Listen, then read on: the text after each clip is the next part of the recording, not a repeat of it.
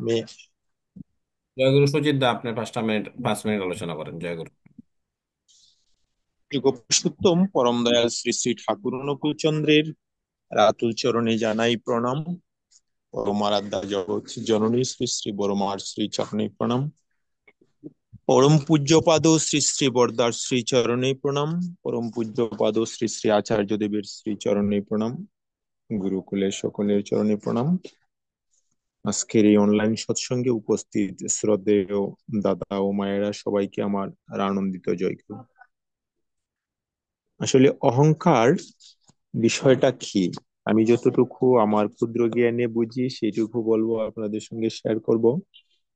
অহংকার, যেমন আমি প্রথম থেকেই আহ, আমার সংসারের বা পরিবারের দায়িত্বে, এটা আমার অহংকার থাকতে পারে যে আমি পরিবারের কর্তা। আসলে পরিবারের কর্তা, আমি সবার কথা, সবাই আমার কথায় চলবে, কিন্তু আমি কারো কথা শুনবো না। আমি আমার ডিসিশন অনুযায়ী সব কাজ করব। এইরকম যদি হয়, তাহলে এই পরিবারের কর্তা হিসেবে তিনি অহংকারী, আমি মনে করি। কারণ মহতেরও শিক্ষার শেষ হয় না। ঈশ্বরচন্দ্র বিদ্যাসাগরেও সাগর বলেছিলেন, আমি বিদ্যার সাগর নই, সাগরের একটা নুড়ি পাথর মাত্র। সাগর পাড়ের একটা নুড়ি পাথর। এত বিদ্যার ভান্ডার হয়েও তিনি এমন ভাবে বলছিলেন। তাইলে আমাদের যদি অহংকার মুক্ত হতে হয়, সবার কথা শুনতে হবে। ঠাকুর এক জায়গায় বললেন, দশের পায়ে মাথা বিক্রয় করো, সবার কথা শুনো, আর তাহলেই তোমার কথাও সবাই শুনবে। কোনোভাবেই আমি কর্তা, আমি সব জানতা, আমার কোনো শিক্ষার বাকি নেই, এইরকম মনের মধ্যে আসতে দেখলেই তৎক্ষণাৎ তা ভাবতে হবে, আমার মনে হাম্বড়াই ঢুকেছে। আর যদি একবার এ হাম্বড়াইয়ে জায়গা করে নেয়, তাহলে তাকে সারানো কিন্তু মহা মুশকিল হয়ে পড়ে। তো এখানে আরো বলা হয়েছে, অহংক যত পাতলা, জ্ঞান তত উজ্জ্বল। অর্থাৎ অহংক যত গণ, অজ্ঞানতা তত বেশি। আর অহংক যত পাতলা, জ্ঞান তত উজ্জ্বল। তাহলে অহংটা যার মধ্যে গণ আছে, সে জ্ঞানী নয়। তার চরিত্রের কোনো উদাহরণ তার বংশের উজ্জ্বলতা তৈরি করার মতো নয়। তাহলে এই সামান্য একটা বিষয়ে, আমি কর্তা হওয়ার আকাঙ্ক্ষা, আমি সব জানতা, এই বিষয়বস্তুটাকে দৃঢ়ভাবে ধরে রাখার ফলে আমার দ্বারা জগতের কোনো মঙ্গল হবে না। আমার চরিত্রের কোনো উদাহরণ আমার বংশের জন্য কোনো উজ্জ্বল নক্ষত্র হবে না। তাহলে আমাকে কি করতে হবে? নিরহংকার হতে হবে। সর্বোপরি আমাকে দেয়ানি হতে হবে, এবং উষায় নিশায় চলায় ফেরায় সবসময় ইষ্টের যে ভাব, গাম্ভীর্য, আচরণ, কথা বলা, সবগুলা ইষ্টকেন্দ্রিক হতে হবে। তাহলে আমার চরিত্রে কোনো উদাহরণ আমার বংশ উজ্জ্বল করবে, আমি মনে করি। আজকে পূজনীয় অবিন্দাদার একটা একটা কথা শুনলাম। কথাটা হলো, মানে এক পরিবারের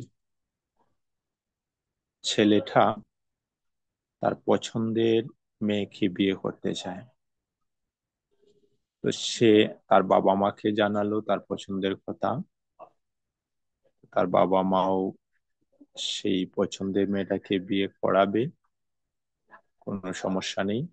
কিন্তু খবর নিয়ে দেখা গেল এখানে বিয়ে করালে প্রতিলুম বিয়ে হয়ে যায়। তাহলে প্রতিলুম বিয়েটা বা অনুলুম বিয়েটা কি, সেই বিষয়ে যদি আমাদের পূর্ণ জ্ঞান না থাকে, তাহলে কিন্তু আমি নিজের হাতে আমার বংশটাকে ধ্বংস করে গেলাম। তাহলে আমি যে কর্তা, সেই কর্তা হিসাবে আমাকে ওইগুলো জানতে হবে এবং মানতে হবে, চরিত্রগত হতে হবে। আজকে যদি ওই ছেলেটায় প্রতিলুমে বিবাহ করে, তাদের মধ্যে ওই দম্পতি থেকে যে সন্তানগুলো আসবে, সেই সন্তান থেকে জগতের অনিষ্ট হবে। এই ছেলেটা তার বাবা মা নিয়ে অনেক সুন্দর সুশৃঙ্খল পরিবেশে বড় হচ্ছিল। তখন পর্যন্ত, মানে বিয়ের আগ পর্যন্ত খুব ভালোই চলছিল।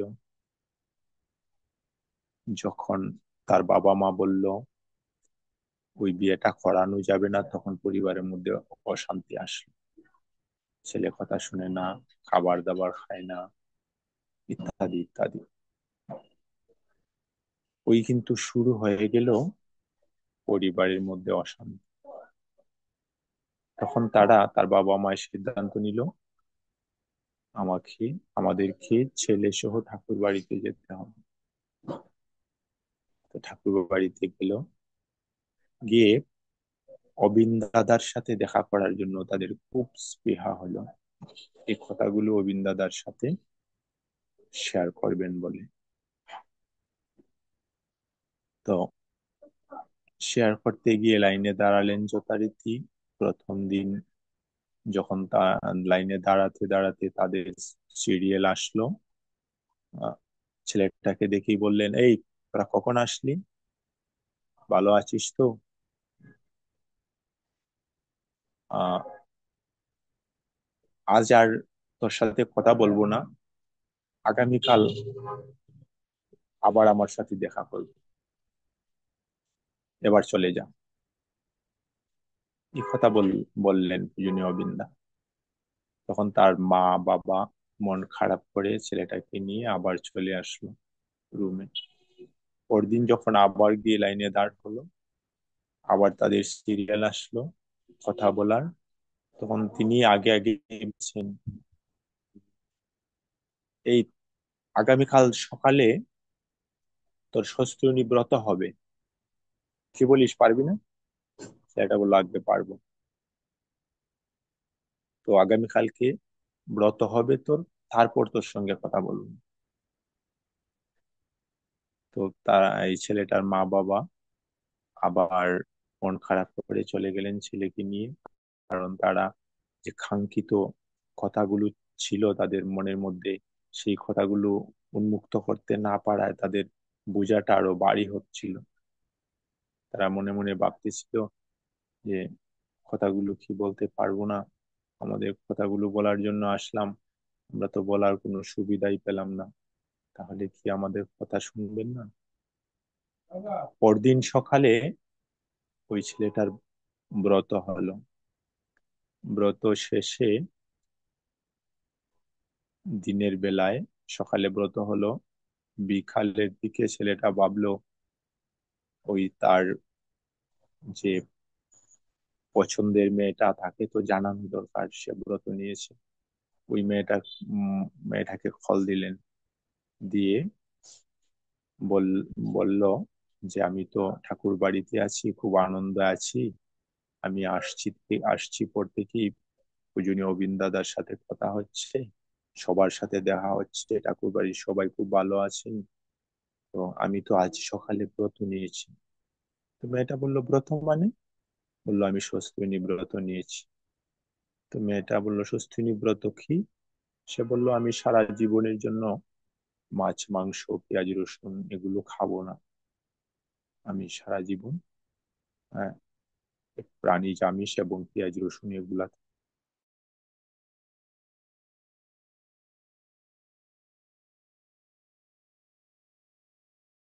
থেকে বঞ্চিত থাকবো, মানে এগুলো আমার কারো তুমি। তার সাথে সাথে মেয়েটা জ্বলে উঠলো, তোমার এত বড় সাহস, তুমি আমার অনুমতি না নিয়ে তুমি এইসব করে ফেললে। তোমার মানে সেই অনেক কিছু গালাগাল দিয়ে খুব আহ, রেগে অনেক কিছু বলে ফেললো। এবং শেষ পর্যন্ত এটাও বলল যে যা হবার হয়েছে, যতদিন তোমার সঙ্গে চলেছি কথা বলেছি, এখন থেকে আমার ফোনে আর কল দিবা না, তোমার সাথে আমার কোনো সম্পর্ক নেই। কথা বলে ফোন রেখে দিল। স্টপি পাশে উপস্থিতি, এই যে আমাদের আকুতি আগু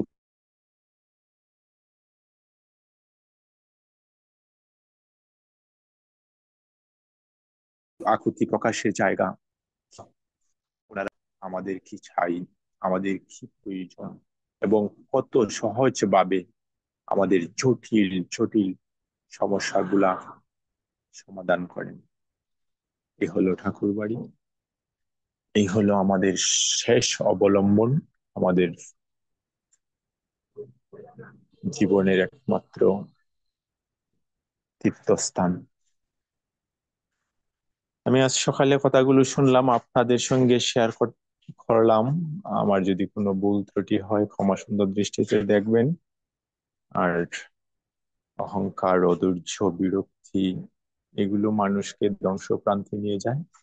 আমরা এগুলো থেকে দূরে থেকে নিজেকে ইষ্ট নিষ্ঠায় প্রতিষ্ঠা পাইয়ে যদি দিতে পারি, তাহলে আমার আমার পরিবারের, আমার দেশের বর্তমান এবং ভবিষ্যতের জন্য উপকার হবে। এই আশাবাদ রেখে সবার কাছ থেকে বিদায় নিলাম। জয় গুরু সবাই।